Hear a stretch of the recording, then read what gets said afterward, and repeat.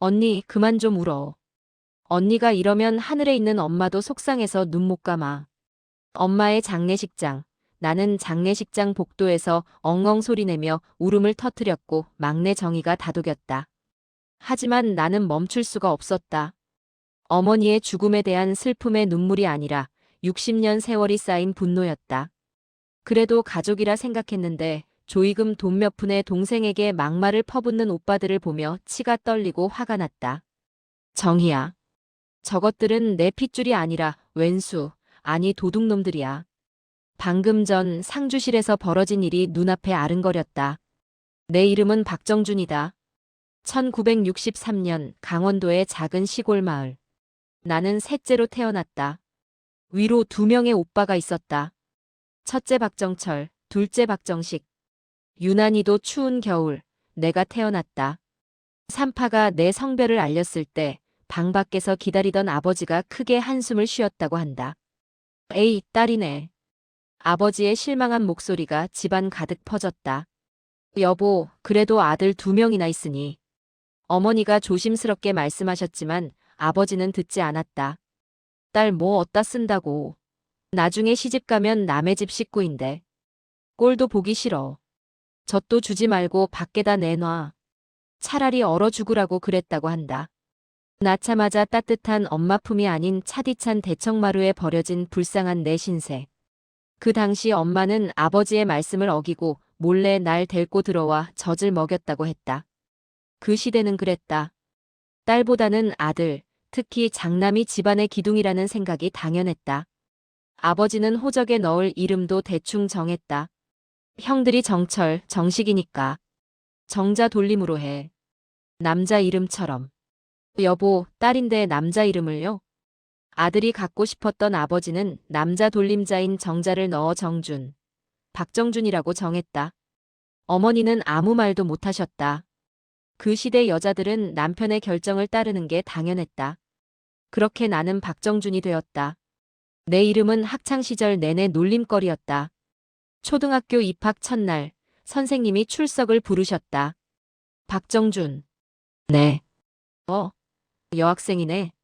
이름이 남학생 같은데. 아이들이 키득거렸다. 제 이름 남자 같아. 집에 와서 울면서 어머니께 말씀드렸다. 엄마, 나도 예쁜 이름 갖고 싶어요. 친구들이 놀려요. 어머니는 나를 안아주시며 눈물을 닦아주셨다. 정준아, 엄마가 미안해. 엄마, 이름이 뭐가 중요하니?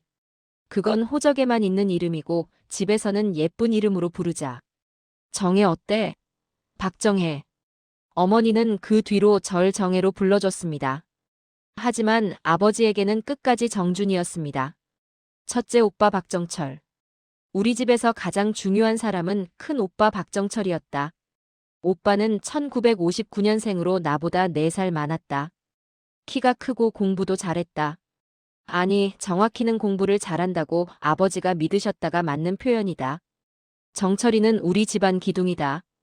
이놈은 서울대학교 갈 놈이야. 아버지는 동네 사람들에게 늘 자랑하셨다. 우리 정철이는 밥 많이 먹어야 해. 공부하느라 머리 쓰니까. 그래서 밥상에는 늘 계란이 올라왔는데 그건 오빠 몫이었다. 나와 둘째 오빠는 계란 흰자위만 조금씩 얻어먹었다. 정준아, 방 청소해라. 정준아, 오빠들 양말 빨아라. 정준아, 밥해라. 아침부터 저녁까지 내 이름이 불리는 건 오빠 뒷바라지를 하라는 명령이었다. 설거지, 빨래, 청소, 심부름. 모두 내 몫이었다. 어머니는 밭일을 하셨다. 하루 종일 밭에서 일을 하느라 집에 있을 시간이 없었다. 틈틈이 남의 집 일손도 도우러 다니셨다. 그래서 집안일은 자연스럽게 나한테 떨어졌다. 딸이 집안일 하는 게 당연한 거지. 아버지는 그렇게 말씀하셨다. 둘째 오빠 박정식. 작은 오빠 정식이는 큰 오빠와는 달랐다. 공부에는 관심이 없었고 친구들과 어울려 다니기를 좋아했다. 중학교 때부터 담배를 피우기 시작했고 고등학교도 겨우 졸업했다. 아버지도 작은 오빠에게는 공부는 아니라고 느꼈는지 큰 오빠처럼 공부를 시키진 않았다. 그래서 일찍부터 집안에서 힘쓰는 일은 다 작은 오빠를 시켰다.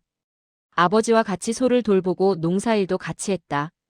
공부를 못해도 작은 오빠도 아들이었기에 고등학교까지 다니게 해줬고 해줄 건 다 해줬다.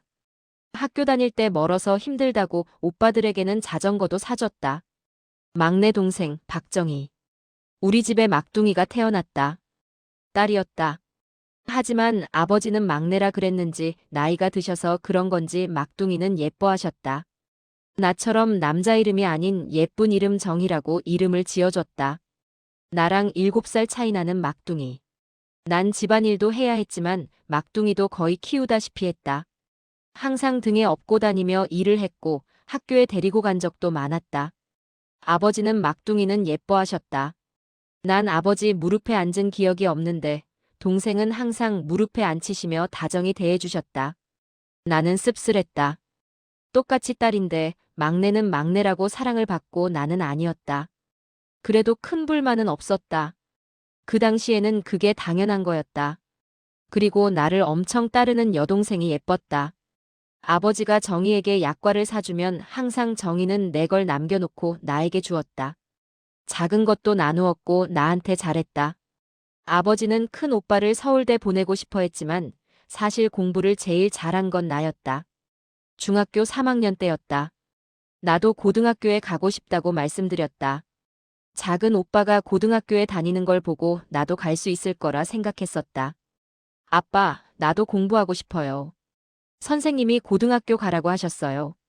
성적도 좋다고. 뭐, 계집애가 무슨 공부를 해. 너는 시집이나 잘 가면 돼. 아빠, 그 돈으로 정철이 과외시켜야지. 정철이가 서울대 가면 우리 집안 망신 안 당한다. 나는 그날 밤 이불을 뒤집어 쓰고 한참을 울었다. 어머니가 이불을 들추시며 등을 쓰다듬어 주셨다. 정혜야, 미안하다. 엄마, 나도 공부하고 싶어요. 나도 학교 가고 싶다고요. 엄마도 내가 학교 갔으면 좋겠다. 근데 아빠 고집 알잖니. 어머니도 우셨다. 결국 나는 고등학교에 가지 못했다. 그 돈은 오빠 과외비가 되었다. 동네 친구들은 모두 고등학교에 갔지만 나만 집에 남았다. 나는 17살이 되던 해 서울로 올라왔다. 정준아, 너 서울 가서 식당에서 일해라. 거기 사는 고모가 소개해줬다. 아버지의 명령이었다. 네. 나는 대답할 수밖에 없었다. 서울로 올라와 식당에서 일을 시작했다. 아침 8시부터 밤 10시까지 일했다. 설거지, 청소, 서빙, 장보기까지 모든 일을 했다. 월급은 30만 원이었는데 그중 25만 원을 집에 보냈다. 정준이가 효년의 효녀야. 아버지는 동네 사람들에게 자랑하셨다고 한다. 하지만 그 돈이 어디로 가는지 나는 알고 있었다. 큰 오빠 대학 등록금, 작은 오빠 용돈, 그리고 집안 살림. 큰 오빠는 결국 서울대학교에 가지 못했다. 지방 대학을 겨우 합격했다. 하지만 아버지는 여전히 자랑하셨다. 우리 정철이가 대학을 갔다니까. 이 동네에서 대학생이 몇이나 되나. 오빠의 등록금, 생활비, 책값. 모두 내가 보낸 돈으로 충당됐다. 오빠는 가끔 서울에 왔다. 나를 만나러 온 게 아니라 친구들 만나러 온 길에 잠깐 들르는 시기였다. 정준아, 돈 좀 있어? 오빠, 나도 돈이 없어. 그래도 조금이라도. 친구들이랑 약속이 있어서. 여기. 나는 한 달 월급에서 남은 돈을 거의 다 줬다. 고맙다. 나중에 갚을게. 하지만 오빠는 한 번도 갚지 않았다. 둘째 오빠의 방황. 작은 오빠는 고등학교를 졸업하고 정비기술을 배워서 카센터에 다녔다. 하지만 오래 다니지 못했다. 술이 문제였다. 지각은 밥 먹듯 했으며 가끔씩 술을 마시고 시비가 붙어 싸움이 나기도 했다. 합의금도 종종 물어줬다. 어머니가 전화하셨다. 무슨 일이야? 정식이가 카센터를 하나 차리고 싶다는데 돈이 좀 필요해서. 얼마요? 200만 원만 어떻게 안 될까? 200만 원. 그 당시 내 월급 4개월치였다. 엄마, 저도 돈이 없어요. 이런 말해서 미안해. 엄마가 너한테 면목이 없다. 결국 나는 적금을 깨서 돈을 보냈다. 둘째 오빠는 고맙다는 말 한마디 없었다. 25살에 나는 결혼했다. 아버지가 빨리 시집가라며 선을 보라고 했고 아버지가 소개시켜준 남편 김철수와 결혼했다. 남편은 생각보다 괜찮은 사람이었다. 공장 기술자였는데 술도 안 마시고 성실한 사람이었다. 무엇보다 나를 정준이 아니라 여보라고 불러줬다. 여보, 오늘 힘들었어? 고생했어. 내가 저녁 차릴게. 남편은 나를 존중해줬다. 평생 처음 받아보는 대우였다. 결혼 후 딸 하나, 아들 하나를 낳았다. 나는 딸에게 지은이라는 예쁜 이름을 지어줬다. 아들은 민수라고 지었다. 나는 아이들에게 남자와 여자를 차별하지 않았다. 둘 다 대학을 보냈고 둘 다 똑같이 사랑했다. 첫째 오빠는 대학을 졸업하고 작은 회사에 취직했다. 하지만 직장 생활을 오래 못했다. 아버지가 우리 장남 오냐오냐 키운 탓에 힘든 것도 견디지 못하고 금세 포기해버리기 일쑤였다. 이기적인 성격에 자만심은 하늘을 찌르기까지 했다. 나는 이런 곳에 있을 사람이 아니야. 오빠는 회사를 그만두고 사업을 시작했다. 정준아, 오빠가 이번에 진짜 대박 아이템을 발견했어. 근데 자금이 조금 부족해. 3천만 원만 빌려줘. 내가 꼭 갚을게. 오빠, 나도 돈이 없어. 내가 달래? 빌려달라니깐. 내가 너 성격을 아는데 적금 같은 거 부은 거 있을 거 아냐? 진짜야. 진짜 돈 없다고. 딱 6개월만. 6개월만 쓰고 줄게. 살아온 환경이 무섭다고 평생 아버지, 오빠의 말을 들어야 했던. 나는 또 바보처럼 힘없이 오빠 부탁을 들어줄 수밖에 없었다. 지금 생각하면 내가 왜 그랬나 싶다. 남편 몰래 전세금에서 돈을 빼서 오빠에게 줬다. 그 돈은 1년 만에 다 날아갔다. 사업은 실패했고 오빠는 한 푼도 갚지 않았다. 작은 오빠도 카센터를 망하더니 그 다음은 철물점을 차리고 그것도 몇 년 못 가서 망하고 이제는 식당을 차렸다. 정준아, 진짜 미안한데 100만 원만 빌려줘.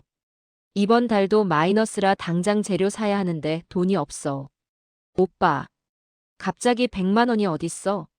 내가 진짜 급해서 그래. 이번 달 매출 나오면 네 돈부터 갚을게.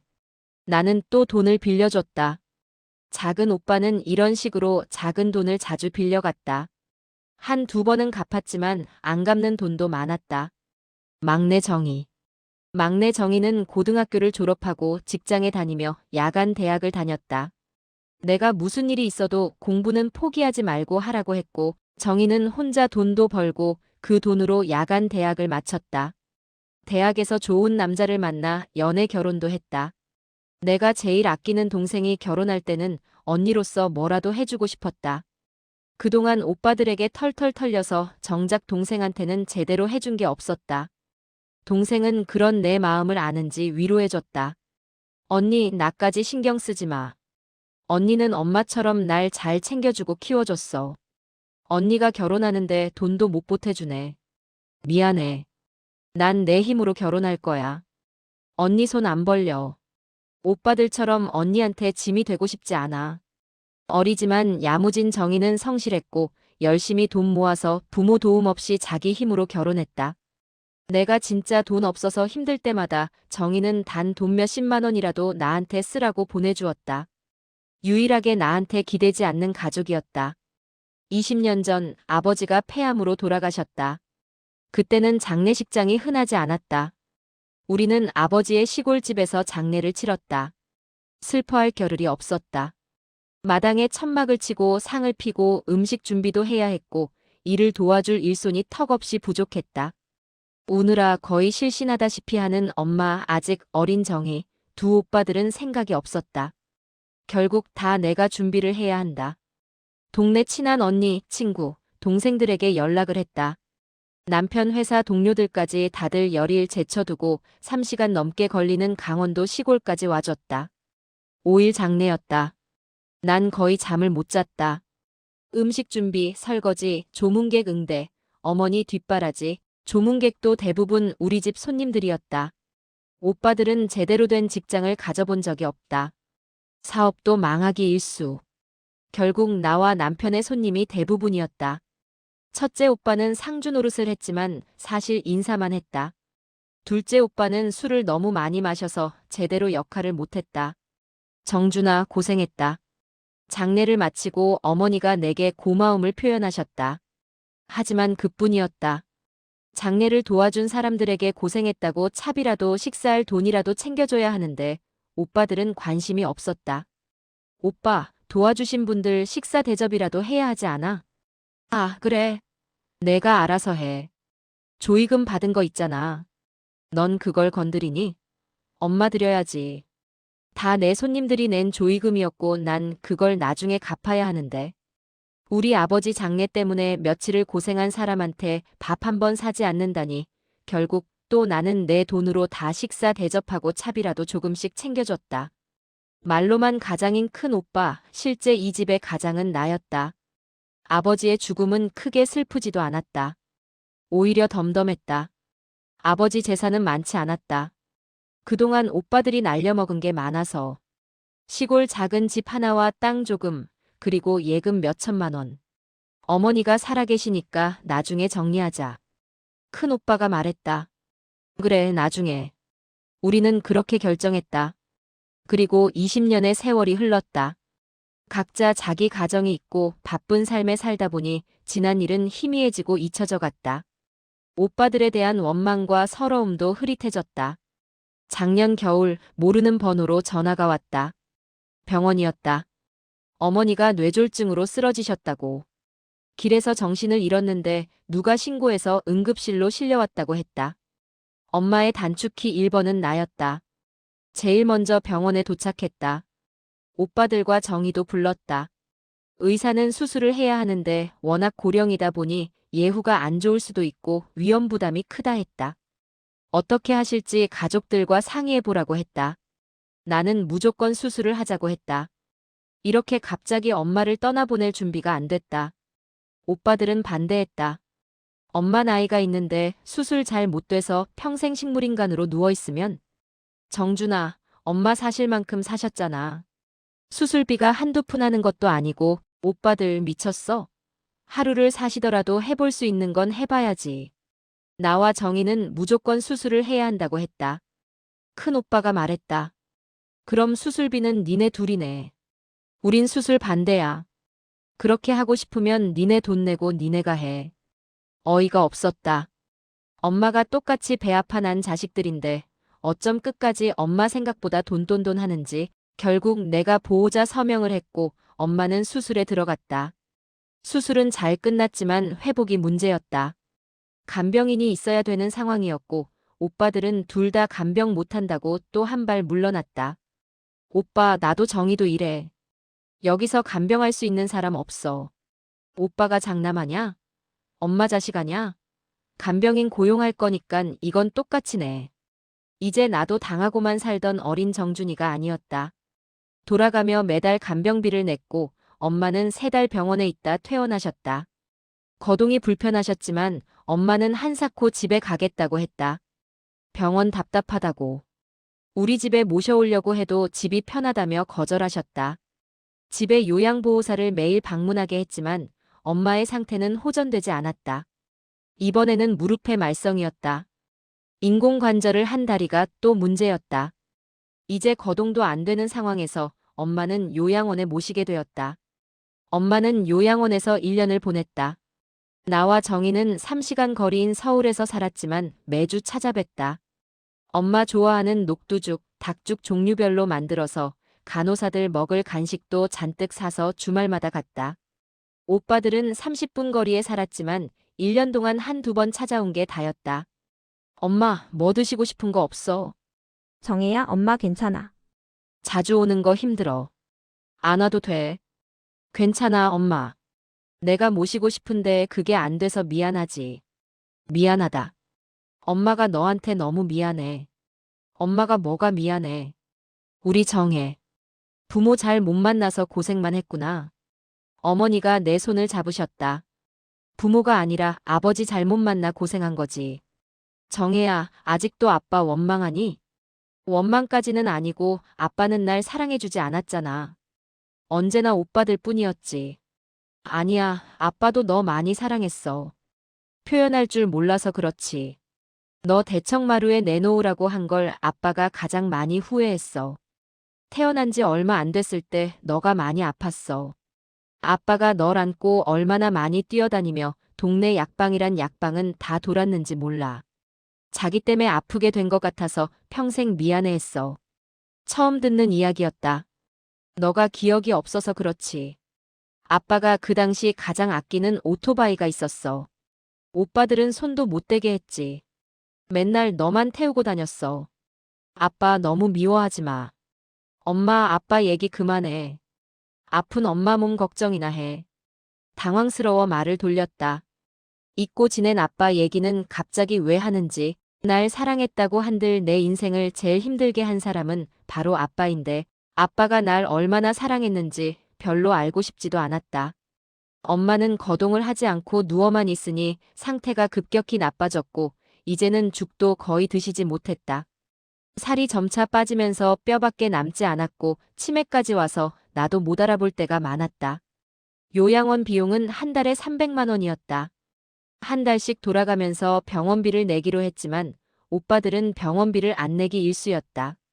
오빠들이 병원비들 안 내서 2달이 밀려 있었고 간호사들은 자주 가는 나에게 병원비가 납부가 안 됐다고 납부해달라고 했다. 큰오빠에게 전화했다. 오빠 왜 병원비 안 내? 진짜 돈 없어. 그러니깐 내가 그때 수술하지 말자고 했잖아. 저게 엄마 사는 거냐? 편히 가시게 두지 괜히 살려놔서 돈만 매달 몇백씩 나가잖아. 네가 우겨서 살린 거니 난 모르겠고 네가 병원비도 내. 우리 엄마의 인생도 참 불쌍하다. 아들 헛 키웠다 싶었다. 작은 오빠도 똑같았다. 병원비는 나와 정희가 다 냈다. 올해 초 어머니의 상태가 안 좋아졌다. 병원으로 이송됐고 중환자실에 계셨다. 보호자분들 각오하셔야 할 것 같습니다. 의사 선생님이 말씀하셨다. 나와 정희는 병원에서 밤을 샜다. 오빠들은 다음날 왔다. 엄마, 정신 차리세요. 큰 오빠가 어머니를 불렀지만 어머니는 의식이 없으셨다. 3일 후 어머니가 돌아가셨다. 새벽 5시였다. 나는 어머니 손을 잡고 있었다. 엄마. 나는 어머니 손을 놓지 못했다. 장례식장을 잡았다. 아빠 때는 정신도 없었고 크게 슬프지 않았는데 엄마는 달랐다. 슬픔이 몰려왔다. 언니, 나 너무 슬퍼. 정희가 내 어깨에 기대서 울었다. 나도. 엄마 보고 싶어. 우리는 함께 울었다. 슬퍼할 겨를도 없이 오빠는 수시로 나를 불렀다. 정준아, 이거 어떻게 해? 이것 좀 확인해봐. 장례식 준비도 결국 우리가 다 했다. 장례 방법, 수의 결정, 음식 주문, 부고 연락. 오빠들은 나한테 시키기만 했고 다 떠넘겼다. 딱 하나. 부고함 열쇠는 자기 주머니에 꼭 넣고 있었다. 요즘은 모바일로 부고장 오고 거기에 형제별로 계좌 적으면 각자 계좌로 조의금을 보낸다니. 큰 오빠가 날뛰기 시작했다. 그럼 장례는 무슨 돈으로 치르라고. 돈을 부고함에 다 넣어야지. 오빠 요즘은 다 이렇게 해. 누가 이 멀리 장례식장에 와. 그리고 이거 다 빚이야. 내 손님한테 받은 조의금인데 나도 나중에 받은 만큼 내야 해. 자기 손님은 얼마 안 올 걸 아니 또 시작된 거다. 그놈의 돈. 첫날부터 큰 오빠가 싸우기 시작했다. 이제는 지지 않을 생각이다. 장례식 첫날 문상객이 오기 시작했다. 정준 씨, 어머님 가셨다면서요. 조의를 표합니다. 내 친구들, 회사 동료들, 남편 직장 사람들 많은 사람들이 와서 위로를 해줬다. 딸 지은이의 친구들까지 와서 일손도 거들었다. 이모 슬프시죠? 제가 뭐 도와드릴까요? 조문객 명부를 보니 거의 다 내 손님, 아니면 정의 손님들이었다. 나와 정희는 인생 잘 살았구나 싶었다. 큰 오빠도 알고 있었다. 오빠 앞으로 온 손님은 딱 5명이었다. 옛날 직장 동료 2명, 사업하다 알게 된 사람 2명, 친구 1명. 작은 오빠는 3명이었다. 친구 3명. 나는 100명이 넘게 왔다. 장례식 마지막 날 상주실에서 우리 넷이 모였다. 수고 많았다. 큰 오빠가 말했다. 응. 그런데 말이야. 큰 오빠가 말을 꺼냈다. 장례 치르는데 돈이 많이 드네. 생각보다 돈이 많이 나왔어. 장례 비용은 원래 조의금으로 하는 게 맞아. 나머지는 형제들끼리 공평하게 나누고. 오빠 명단 봐봐. 오빠 손님 오기나 했어. 다 나랑 정혜 손님이야. 그걸 왜 오빠들이 가져? 내가 말했다. 그럼 장례 비용을 어떡하냐? 나랑 정식이한테 지금 돈이라도 내놓으란 소리야? 정희가 내 손을 꼭 잡았다. 언니 장례 비용은 조의금으로 하자. 돌아가신 엄마를 봐서라도 정희를 봐서라도 꾹 참았다. 알았어. 그럼 장례 비용은 조의금에서 해. 근데 명단이랑 돈은 정리해서 나눠줘. 첫날 말했듯이 그거 우리 빚이야.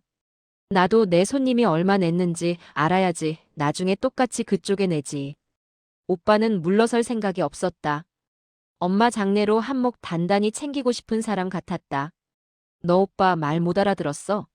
형제들끼리 공평하게 나눠야지. 왜 네가 더 많이 가지려고 해? 저 명단을 어떻게 믿고. 옛날 같았으면 넌 저거 쳐다도 못 봤어. 똑같이 나눠준다고 할 때 감사합니다 하고 받아야지. 나는 할 말을 잃었다. 정희는 나를 다독이러 데리고 나왔다.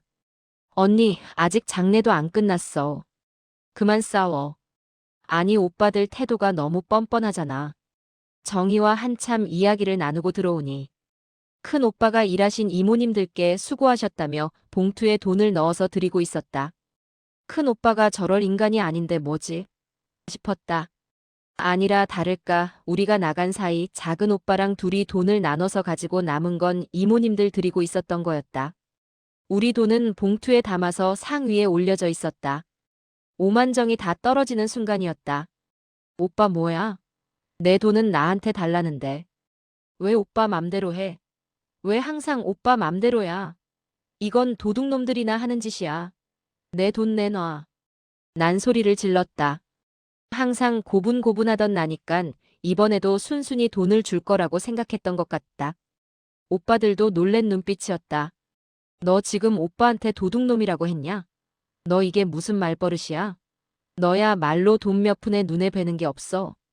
정준아, 너도 그만해라. 장남인 형님 말 듣는 게 맞지. 웬 여자가 이렇게 말이 많아. 작은 오빠까지 거들었다. 네가 손님 좀 많이 왔다고 기세 등등이다. 돈에 눈이 뒤집혀서. 이 집에 장남은 나고 내 말대로 해. 너 나중에 재산 정리할 때 또 난리칠 것 같으니 말 나온 김에 다 정리하자. 엄마가 남긴 게 집이랑 땅 조금이랑 통장에 예금 좀 있거든. 집은 내가 갖고 땅은 정식이 주고 통장에 예금은 너랑 정이 나눠. 그게 무슨 소리야? 공평하게 넷이 나눠야지. 집이랑 땅이 제일 크잖아. 예금 얼마나 된다고. 뭐? 넷이서 똑같이 나눠. 첫째 오빠가 어이없다는 표정을 지었다. 당연한 거 아냐? 내가 되물었다. 야, 정준아. 아들이 더 받아야지. 옛날부터 그랬잖아. 너네는 출가 외인이야. 한 푼도 안 주려다가 그래도 동생이니깐 내가 챙겨주는 거야. 오빠, 지금이 몇 년도인데 무슨 소리 하는 거야? 얌전히 있던 정희가 끼어들었다. 뭐? 너 지금 나한테 반말하는 거야? 아니, 그게 아니라, 근데 오빠 요즘 시대가 시대인데 아들이 더 받는다는 게 말이 돼요? 말이 되지. 제사도 아들이 지내야 하고 집안일도 아들이 주도하는 거야. 큰 오빠가 목소리를 높였다. 오빠가 제사를 언제부터 지냈다고? 그리고 집안일은 오빠가 뭘 했는데? 뭐? 엄마 병원비, 요양원비 다 누가 냈어? 나랑 정희가 다 했어. 나는 참았던 말을 터뜨렸다. 오빠는 한 달에 한 번도 안 왔잖아요. 돈도 한 푼 안 냈잖아. 그러면서 엄마 돈이나 갖고 가려고 하고. 엄마한테 부끄럽지도 않아? 내가 놀았냐? 바빴다고. 나는 안 바빠. 나도 회사 다니고 애들 키우는데. 작은 오빠가 끼어들었다. 정준아, 그래도 우리가 오빠잖아. 너 자꾸 버릇없게 소리나 지르고. 왜? 뭐? 다 같이 늙어가는 처지에. 작은 오빠는 나랑 2살 차이밖에 안 나잖아. 정작 집에서 필요할 때는 뒤에 쏙 빠져 있다가 이럴 때만 아들이라고 나서서 자기 몫이나 챙기려고 하고. 나는 더 이상 참을 수 없었다. 오빠들은 나한테 미안하지도 않아. 제대로 오빠 노릇을 한 게 있긴 해. 뭐? 나는 고등학교도 못 갔어. 오빠 과외비 대느라. 17에 서울 올라와서 일했어. 그 돈으로 오빠 대학 보냈어. 결혼하고도 오빠들 돈 필요할 때마다 나 찾았지. 나 전세금까지 빼서 사업 자금 대줬어. 그거 갚았어. 작은 오빠 식당 할 때 돈 없다고 나한테 돈 몇 번 빌렸어. 그 돈 제대로 못 받았어. 내 목소리가 떨렸다. 그런데 지금 와서 아들이라고 더 받겠다고요? 정준아, 내가 지금 아빠 돌아가셨을 때도 누가 장례 다 치렀어? 나잖아요. 오빠들은 뭐 했어? 너희가 뭘 알아? 큰 오빠가 소리쳤다. 알아요.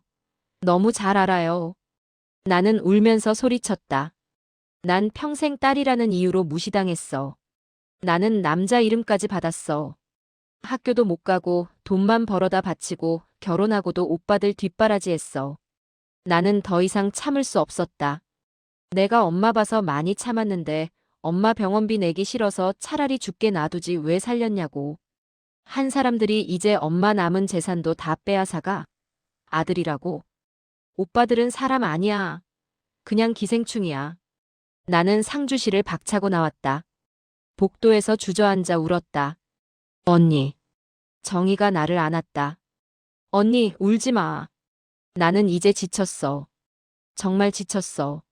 저 인간들 이제 내 오빠 아니야. 남보다 못하다. 남편이 달려왔다. 여보, 괜찮아? 남편이 나를 꼭 안았다. 나도 다 들었어. 당신 잘못한 거 없어. 잘했어. 큰 오빠가 따라 나왔다. 기생충? 너 오빠한테 말 다 했어? 오냐 오냐 해줬더니. 큰 오빠의 손이 올라가고 나는 맞는구나 싶어 눈을 질끈 감았다. 큰 오빠의 손목을 잡은 건 남편이었다. 그만 좀 하시죠. 좀 추합니다. 나이를 먹었으면 채통을 지키세요. 집안의 제일 큰 형님이 뭐 하시는 겁니까? 항상 조용했던 남편의 호통에 큰 오빠도 얼음처럼 굳어버렸다. 남편의 눈에는 흔들림이 없었고 결연함이 보였다. 큰 오빠도 꼬리를 내리며 손을 내렸다. 나는 다시 정신을 차리고 냉정하게 말했다. 오빠들. 우리 법대로 해. 균등 분할. 4분의 1씩. 그게 싫으면 변호사 통해서 하든지. 야, 네가 지금 오빠한테. 이제 나한테 오빠들은 오빠 아냐. 말 들을 필요도 이유도 없어. 나는 단호하게 말했다. 이제 엄마도 돌아가셨고 더 이상 오빠들이랑 엮일 이유도 없어. 뭐?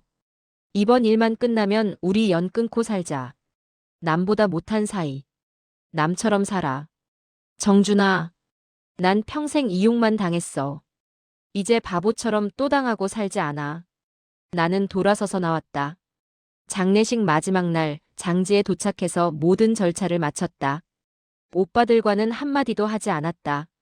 수고하셨습니다. 장의사가 인사했다.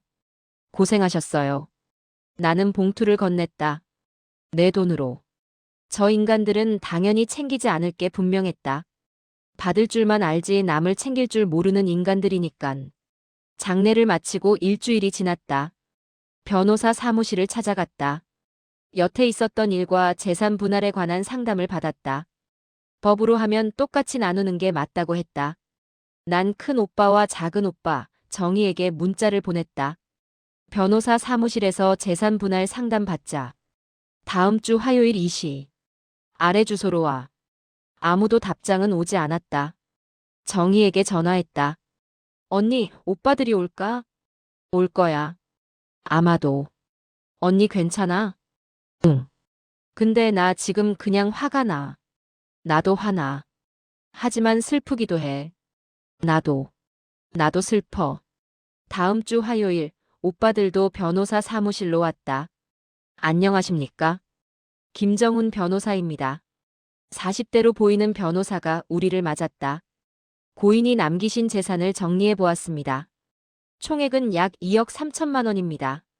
그동안 오빠들이 안 낸 요양원 비용이랑 병원비는 따로 빼신 거죠? 내가 물었다. 네, 그렇습니다. 큰 오빠가 끼어들었다. 그 병원비를 왜 거기서 빼? 그건 이미 니네가 냈잖아. 오빠한테 따로 청구하고 싶은 거 참은 거야. 그동안 우리가 낸 병원비는 따로 받아야겠어. 큰 오빠는 꾹 참는 듯 아무 말도 하지 않았다. 더 이상 우겼다가는 자기가 병원비를 내야 할 것 같아 참는 것 같았다. 그럼 법정 상속 비율대로 4분의 1씩 분할하면 되나요? 그렇게 하시면 됩니다. 큰 오빠가 말했다. 잠깐 집은 제가 가져가고 싶은데요. 그럼 다른 상속인들의 모두의 동의가 필요합니다. 정준아, 정희야. 내가 장남이잖아. 내가 집은 가져갈게. 아니요. 나는 단호하게 말했다. 엄마가 살던 집을 바로 팔아야겠니? 내 명의로 하고 좀 놔뒀다가 나중에 팔아도 되잖아. 나중 되면 집이랑 땅은 더 오를 텐데. 나도 엄마 집 팔기 싫어. 근데 이제 오빠 안 믿어. 나중에 오빠가 또 말 바꿀지 누가 알아. 그냥 법대로 해. 사실 조금 흔들렸지만 더 이상 큰 오빠에게 휘둘리고 싶지 않았다. 그리고 인연을 끊고 싶었다. 결국 집을 팔기로 했다. 그럼 여기 서류에 서명해 주십시오. 나는 주저없이 서명했다. 정희도 서명했다. 오빠들도 마지못해 서명했다. 재산 정리 완료되면 연락드리겠습니다. 약 한 달 정도 소요됩니다. 네. 우리는 변호사 사무실을 나왔다. 박정준. 큰 오빠가 나를 불렀다. 너 정말 우리를 이렇게 속물로 보냐? 엄마 집 팔고 이제 속이 시원하냐? 오빠는 평생 날 돈줄로만 봤잖아. 이제 다시 보지 말자. 나는 돌아서서 걸어갔다. 한 달이 지났다. 재산이 정리됐다. 내 몫은 5,700만 원이었다. 여보, 이 돈으로 뭐 할 거야? 모르겠어. 마음은 좀 풀렸어? 아니. 오히려 더 답답하고 내가 잘한 짓인지 모르겠네. 나는 창 밖을 보며 말했다. 돈을 받았는데도 속 시원하지가 않아. 시간이 지나면 나아질 거야. 하지만 나는 알고 있었다. 쉽게 나아지지 않을 거라는 걸. 추석이 다가왔다. 예전 같았으면 친정에 가서 온 가족이 모였을 텐데 올해는 달랐다. 엄마 외갓집 안 가요? 지은이가 물었다. 이제 안 갈 거야. 왜요? 그냥 가고 싶지 않아. 나는 대답을 피했다. 정희에게서 전화가 왔다. 언니, 추석 어떻게 해? 집에 있어야지. 나도. 오빠들 보기 싫어서. 응. 근데 언니, 엄마 산소는 가야 하지 않을까? 나는 대답하지 못했다. 오빠들을 만나지 않으려고 추석 전날, 나와 정희만 엄마 산소에 갔다. 엄마, 우리 왔어요. 우리 둘만의 차례였다. 엄마, 오빠들은 안 왔어요. 우리가 오빠들이랑 싸웠거든요. 정희가 말했다. 엄마, 내가 잘못한 건가? 나는 어머니 묘비를 쓰다듬으며 물었다. 대답은 없었다. 엄마, 나 아직도 마음이 좀 힘들어. 오빠들이 용서가 안 돼. 우리는 산소 앞에서 한참을 울었다. 추석 연휴가 끝나고 며칠 후 낯선 번호로 전화가 왔다. 여보세요? 박정준 씨 되십니까? 네, 그런데요. 저 법무법인 정의 김정훈 변호사입니다. 지난번 어머님 재산 정리한 변호사요. 아네. 무슨 일이세요? 고 이순자 여사님 재산 관련해서 연락드렸습니다. 어머니 이름이었다. 그때 재산 정리는 다 끝난 거 아니었나요? 네, 알고 있습니다. 그런데 최근에 어머님께서 남기신 또 다른 재산이 발견되어서요. 네. 또 다른 재산이요? 가슴이 두근거리기 시작했다. 네. 직접 만나서 말씀드리는 게 좋을 것 같습니다. 보여드릴 것도 있고요. 내일 오전에 사무실로 방문 가능하신가요? 네. 알겠습니다. 전화를 끊고 나는 멍하니 앉아 있었다. 어머니의 또 다른 재산. 다음 날 오전 10시 나는 법무법인 정희를 찾았다. 안녕하세요. 김정훈 변호사입니다. 앉으세요. 어머니가 남긴 재산이 또 있다는 게 무슨 말씀이세요? 나는 불안했다. 설마 또 오빠들이랑 싸워야 하나? 네, 고 박순자 여사님께서 1998년부터 매달 일정 금액을 적립식 연금에 넣고 계셨습니다. 연금이요? 네. 그런데 이 연금의 수익자가 박정준 씨, 당신으로만 지정되어 있습니다. 나는 숨이 멎는 것 같았다. 저만요? 네. 다른 자녀분들은 포함되지 않았습니다. 그때 말씀드릴까 하다가 따로 말씀드려야 할 것 같아서요. 이게 어떻게 된 거죠? 나는 떨리는 손으로 서류를 받아들었다. 고인께서 1998년 1월부터 2024년 10월까지 약 26년 동안 매달 20만 원씩 넣으셨습니다. 26년 동안? 예. 원금만 약 6,200만 원이고 이자까지 합치면 현재 약 8,500만 원입니다. 나는 말문이 막혔다. 왜? 왜 저한테만요? 보여드릴 게 있습니다. 변호사가 봉투를 건넸다. 봉투에는 편지가 있었다. 은행에 맡겨놓으셨던 것 같아요. 돈 찾으러 오는 사람에게 주라고 말해놓으셨나 봐요. 편지는 짧았다. 우리 딸 정혜, 보아라. 정혜야 미안하다. 정혜 너가 태어났을 때 아빠가 실망해서 남자 이름을 지어줬지. 엄마는 그걸 막지 못했어. 그걸 제일 후회해. 너를 학교에 보내고 싶었는데 그것도 못했구나. 미안해. 내가 서울 올라가서 돈 보낼 때마다 마음이 아팠다. 그 어린 것이 얼마나 힘들까. 그래서 엄마가 조금씩 모았단다. 내가 보낸 돈에서 몰래 빼서 그리고 아빠 돌아가시고 받는 연금에서도 조금씩. 많지는 않지만 엄마가 너한테 해줄 수 있는 전부야. 오빠들한테는 말하지 마라. 알면 너한테 달라고 할 거야. 너는 못 이기고 또 줄 거고. 정혜야. 넌 착한 딸이야. 너무 착해서 엄마가 걱정이다. 이제는 내가 행복했으면 좋겠어. 사랑한다, 우리 딸. 엄마가 편지를 읽으니 하염없이 눈물이 나왔다. 잠시 혼자 있어도 될까요? 네, 천천히 하세요. 변호사가 사무실을 나갔다. 나는 편지를 읽고 또 읽고 한참을 울었다. 엄마. 엄마는 항상 나를 생각하고 계셨구나. 26년 동안 매달 한 번도 거르지 않고. 엄마. 미안해요. 나는 사실 엄마도 사랑했지만 원망도 했었다. 아무 힘이 없는 엄마를, 아버지를 막지 못하는 엄마가 밉기도 했었다. 하지만 엄마는 나를 사랑하고 계셨다. 힘없는 어머니가 할 수 있는 유일한 방법으로. 사무실을 나와 걸어가는데 다리에 힘이 풀렸다. 나는 근처 공원 벤치에 앉았다. 엄마가 26년 동안 날 위해 돈을 모았다고. 바람이 불었다. 11월의 바람은 차가웠다. 나는 하늘을 쳐다봤다. 지난 일이 주마등처럼 스쳤다. 엄마 장례식장에서 오빠들에게 처음으로 대들었고 그동안의 서름이 터져난 기억고 재산을 똑같이 나누고 인연을 끊었다. 사실 그러면 속이 시원할 줄 알았다. 그동안에 쌓인 마음의 응어리들이 좀 풀어질 줄 알았다. 하지만 아니었다. 엄마가 그동안 나를 위해 모아놓은 돈과 편지를 보는데 그동안의 서러움이 풀리는 것 같았다.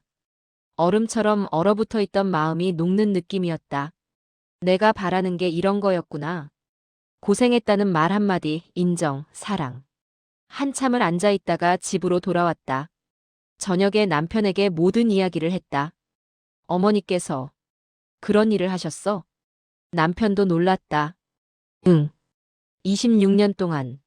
남편이 편지를 읽었다. 여보. 어머니께서 당신을 정말 사랑하셨구나. 응. 나는 또 눈물이 났다. 근데 여보. 왜? 이 이야기 오빠들한테 할 거야?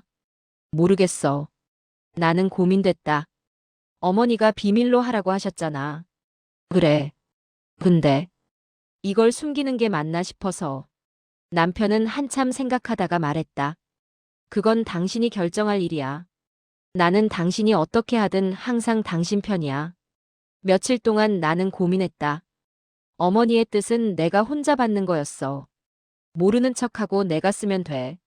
하지만 마음 한편이 불편했다. 그리고 엄마가 준 돈을 쉽게 쓰고 싶지도 않았다. 밤마다 잠이 오지 않았다. 정희에게 전화했다. 언니 무슨 일 있어? 목소리가 이상한데. 정희야. 너한테만 말할게. 나는 모든 이야기를 했다. 뭐? 엄마가? 정희도 울었다. 엄마가 언니를 그렇게 생각하고 계셨구나. 응. 언니, 오빠들 알면 그 돈도 달라고 할지도 몰라. 절대 말하지 마. 모르겠어. 어떻게 해야 할지. 일주일을 고민하다가 나는 결심했다. 이제 오빠들한테 얘기하자. 어머니의 뜻과는 다를 수도 있지만 나는 이게 맞다고 생각했다. 숨기고 살기는 싫었다. 그리고 이 돈을 어디에 쓰면 좋을지도 생각이 났다. 몇 달 뒤 정희에게 전화했다. 정희야, 우리 오빠들 만나자. 정말? 응. 내가 할 말이 있어. 알았어, 언니. 오빠들한테 연락할게. 토요일 오후, 우리는 엄마 산소에서 만났다. 다시 안 볼 것처럼 굴더니 왜 보자고 한 거야? 큰 오빠가 어색한 듯 퉁명스럽게 말했다. 분위기가 냉랭했다. 무슨 일로 부른 거야? 작은 오빠가 물었다. 할 말이 있어서. 나는 가방에서 서류를 꺼냈다. 이게 뭔데? 엄마가 남긴 또 다른 재산이야. 순간 오빠들의 표정이 변했다. 엄마가 26년 동안 적립식 연금을 넣고 계셨어. 약 8,500만 원. 뭐? 오빠들이 놀랐다. 그런데 이 돈은 나한테만 주라고 하셨대. 법적으로는 내 돈이야. 오빠들하고 나눌 필요가 없어. 큰 오빠의 얼굴이 굳어졌다. 그거 자랑하려고 불렀냐? 엄마가 남긴 편지도 있어. 나는 편지를 꺼냈다. 오빠들도 봐야 할 것 같아서. 오빠들은 말없이 편지를 읽었다. 편지를 다 읽고 나서 한참 동안 아무도 말이 없었다. 큰 오빠는 말없이 눈물만 훔쳤다. 작은 오빠는 고개를 숙이고 있었다. 정준아. 아니 정혜야. 큰 오빠가 처음으로 나를 정혜라 불렀다. 엄마 눈에도 내가 동생 등쳐먹는 놈으로 보였나 보네. 돈 안 뺏어가. 걱정 마. 나는 아무 말도 하지 않았다. 작은 오빠도 말했다. 오빠들이 철이 없었다. 너도 힘든데 빌린 돈은 매달 갚을게. 오빠들. 나는 천천히 말했다. 나는 평생 오빠들한테 이용당했다고 생각했어. 학교도 못 가고 돈만 벌어다 바치고 결혼하고도 오빠들 뒷바라지하고 오빠들은 고개를 들지 못했다.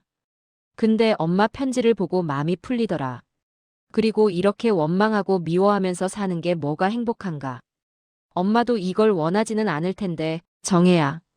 나는 이제 오빠들 안 미워하려고 오빠들을 위해서가 아니라 날 위해서 결정한 거야. 큰 오빠가 고개를 들었다. 나도 장례식장에서 기생충이니 도둑놈이니 막말해서 미안해. 내가 말이 너무 심했어. 큰 오빠가 말했다. 이제라도 큰 오빠 장남 노릇할게. 엄마 아버지 제사 때도 보고 명절 때도 얼굴 보며 지내자. 그래. 그리고 오빠들한테 보여줄 게 있어. 따라와 봐. 산소를 내려와 엄마가 살던 옛날 집으로 향했다. 여기는 옛날 엄마 집 가는 길이잖아. 이제는 아냐? 내가 다시 샀어. 재산 정리할 때 받은 돈 5,700만 원과 엄마가 남긴 연금 약 8,500만 원. 총 1억 4,200만 원에 내가 모아둔 돈을 좀 더 보태서 엄마 집을 다시 샀다. 다행히 팔리지 않아 살 수 있었다. 내가 어린 시절을 보낸 우리 집을 그렇게 파는 게 아니었다. 지난 몇 달 동안 망가진 곳은 수리하고 도배와 장판을 싹 다시 하면서 새 집처럼 예쁘게 꾸몄다. 제사를 지낼래도 명절에 모일래도 집이 있어야지. 지금 오빠 집들은 다 좁잖아. 큰 오빠의 눈에 휘둥그레졌다. 큰 오빠. 명의는 내 집이지만 엄마가 준 돈으로 산 집이니 우리의 집이야. 아냐, 정혜 너 집이지. 난 어차피 서울에 살잖아. 빈집으로 놔두면 집도 망가져. 큰오빠가 나 대신 여기 이사와서 살아. 뭐? 빌려만 주는 거다? 우리 집 관리 잘하라고. 내가 진짜 그래도 돼? 고맙다. 정혜야. 진짜 널 볼 면목이 없다. 큰오빠 입에서 처음으로 고맙다는 말이 나왔다. 큰오빠의 눈시울이 붉어졌다. 나도 눈물을 참았다. 그날 이후 오빠들이 조금씩 달라지기 시작했다. 가장 큰 변화는 호칭이다. 한 번도 날 정혜라 부르지 않았는데 그날 이후부터 엄마처럼 날 정혜라고 불러줬다. 얼마 후 큰 오빠에게서 전화가 왔다. 정혜야, 시간 있어? 엄마 산소 좀 같이 가자. 갑자기, 무슨 일 있어? 그냥, 오랜만에 엄마 보고 싶어서. 산소에 도착하니 큰 오빠가 이미 와 있었다. 술 한 병과 안주를 준비해 왔다. 오빠, 낮부터 술을? 엄마한테 한 잔 따라 드리려고. 너도 한 잔 해. 우리는 엄마 앞에 앉아 술을 따랐다. 엄마, 정혜가 엄마 집 다시 샀어요. 내가 그 집에서 살게 됐어요. 큰 오빠의 목소리가 떨렸다. 진짜 우리 집 장남은 정혜예요? 그죠? 어떻게 그런 생각을 나 같은 쫌팽이는 그럴 엄두도 못 내는데 정혜가 대인배예요. 오빠, 집에서 제일 좋은 건 내가 하고 난 왕처럼 자랐잖아요. 아버지가 엄마한테 무시하는 것도 많이 보고 자랐고 나도 모르게 여자라고 동생을 무시하게 됐던 것 같아요. 큰 오빠가 눈물을 훔쳤다. 정혜야, 사실 내가 너무 사는 게 힘들어서 그랬다. 부끄러워서 너한테 말 못했는데 지금 살고 있는 집 내놨어. 그래서 집이 꼭 필요했어. 왜? 무슨 일 있었어? 내가 또 사고 쳤지 뭐. 네 새언니는 이혼한다고 난리도 아니었어. 동업하지 말랬는데 내가 친구랑 동업했잖아. 그 친구가 갖고 날라서 그 돈이 그래서 꼭 필요했어. 그래서 더 그랬어. 장례식 끝나고도 분이 안 풀려서 사실 고소 준비하고 있었어. 뭐, 그거 다 합쳐도 얼마나 된다고 소송까지 하려고 했어. 할 말이 없다. 그런데 너가 그렇게 큰 돈을 널 위해서가 아니라 이렇게 우리 가족을 위해서 쓰고 그 집에서 나 살게도 해주고 내가 많이 부끄러웠고 반성도 많이 했다. 이제라도 제대로 된 오빠 노릇할게. 아니, 형님 노릇할게. 오빠가 형님이지 뭐야. 아냐. 내가 장남답게 못 살았으니까. 앞으로는 내가 우리 사남매 제대로 챙길게. 그날 이후 큰 오빠는 명절 때마다 제사 준비를 도맡아 했고 먼저 형제들에게 연락을 했다. 정말 오랜만에 명절에 온 가족이 아버지, 어머니 산소에 같이 갔다. 아빠, 엄마, 우리 다 왔어요. 내 남매가 함께 절을 했다. 엄마, 편지 고마웠어요. 나는 속으로 말했다. 엄마 덕분에 우리가 진짜 가족이 됐어요. 그 후로도 큰 오빠에게는 종종 전화를 했고 선물을 보내기도 했다. 정혜야, 저녁 먹었어? 아직. 내가 고기 보냈거든. 곧 도착할 거야. 한우니깐 바로 먹어. 정말 고마워. 잘 먹을게. 그래. 며칠 후 작은 오빠가 집에 찾아왔다. 정혜야, 이게 뭐야? 오빠가 봉투를 하나 꺼냈다. 이게 뭐야? 내가 예전에 빌린 돈. 오빠, 괜찮아. 다 잊었어. 아니야. 받아. 조금씩이라도 갚을게. 나는 봉투를 받았다. 50만 원이 들어 있었다. 오빠, 많이는 못 넣었어. 다음 달 장사 잘 되면 또 줄게. 나는 일상으로 돌아왔고 생활은 평소와 똑같다. 하지만 오빠들에 대한 원망을 풀고 사이좋게 지내니 하루하루가 행복했고 마음이 돌덩이처럼 답답했던 게 사라졌다. 우리는 가끔씩 만났다. 오빠들은 확실히 달라졌다. 예전처럼 돈 얘기를 하지 않았고 나를 무시하지도 명령하지도 않았다. 가끔 예전처럼 투닥거릴 때도 있고 옛날 습관이 나오기도 하지만 그래도 이제 노력하는 게 보인다. 어느 일요일 오후 온 가족이 둘째 오빠 식당에 모였다. 자, 다들 먹어. 작은 오빠가 음식을 가져왔다. 오빠, 이거 맛있다. 그치? 새로 만든 메뉴야. 우리는 함께 웃고 떠들었다. 그리고 깜짝 소식. 우리 딸 지은이가 결혼을 하는 소식을 전했다. 오빠들 아들도 아직이고 우리 지은이가 첫 결혼이라 축하가 더 컸다. 첫 조카 결혼이네. 다들 가야지. 언제 하는데? 형, 축의금 많이 해야 해. 첫째잖아. 하하, 이제 농담도 하고 다들 웃으며 한결 가까워진 걸 느꼈다. 어느 날 밤 늦은 시간 정희에게서 급한 전화가 왔다. 언니, 큰일 났어. 왜? 무슨 일인데? 둘째 오빠 가게에 불이 났대. 지금 병원에 있어. 심장이 철렁 내려앉았다. 많이 다쳤어? 다행히 화상은 크게 안 입었는데. 가게가 많이 탔대. 언니, 어떡해? 다음 날 아침 일찍 병원으로 달려갔다. 오빠. 작은 오빠는 팔에 붕대를 감고 있었다. 정혜야. 미안해. 좋은 일 앞두고 내가 이런 일이. 어떻게 된 거야? 몸은 괜찮아? 나는 괜찮은데. 가게가 문제야. 보험은 들었는데 다시 차리려면 시간도 걸리고 직원 한 명이 많이 다쳐서 거기 병원비에 보상도 해줘야 해. 오빠의 눈빛에 절망이 가득했다. 그날 저녁 작은 오빠에게 문자가 왔다. 지은이 결혼식 축의금 진짜 많이 내려고 했는데 내가 지금 사정이 이래서 못 낼 것 같아. 미안해, 정혜야. 난 참석 안 하는 게 낫겠어. 오빠, 그게 중요한 게 아니잖아. 오빠가 안 다친 게 다행이지. 안 줘도 돼. 그냥 참석만 해. 그날 저녁 나는 남편과 의논했다. 여보, 작은 오빠 가게 다시 차리는 거 도와주면 안 될까? 그래. 도와줘야지. 얼마나 필요한데? 잘 모르겠어. 민수 결혼 자금으로 모으고 있는 적금이 있긴 한데 얼마 안 돼. 2천만 원 정도? 나중에 천천히 갚으라고 하고 빌려주자. 다음 날 큰 오빠에게 전화했다. 오빠, 작은 오빠 일 들었지? 그래. 내가 1,000만 원 모았어. 가게 차리는데 보태라고. 정말? 오빠도 지금 어렵잖아. 대출 받았어. 이건 내가 알아서 할 테니 걱정 말고 정희도 돈 좀 보탠다고 하더라. 눈물이 날 것 같았다. 일주일 후 작은 오빠 가게 앞에 우리 남매가 모였다. 다 같이 엉망이 된 가게를 정리하고 청소를 했다. 주방에만 불이 난 거라 나머지는 재활용할 수 있는 것들이 많았다. 쓸 수 있는 것들은 모아놓고 깨끗이 청소하고 닦고 새로운 간판을 맞췄다. 그리고 우리가 모은 돈을 작은 오빠에게 줬다. 고맙다, 형, 고마워. 작은 오빠가 말을 잇지 못했다. 오빠, 울지 마. 다시 시작하면 되지. 미안하다. 내가 또 사고를 치고 피해를 끼치고 이제는 정말 잘해보고 싶었는데 무슨 피해야. 이건 누구에게나 일어날 수 있는 일이야.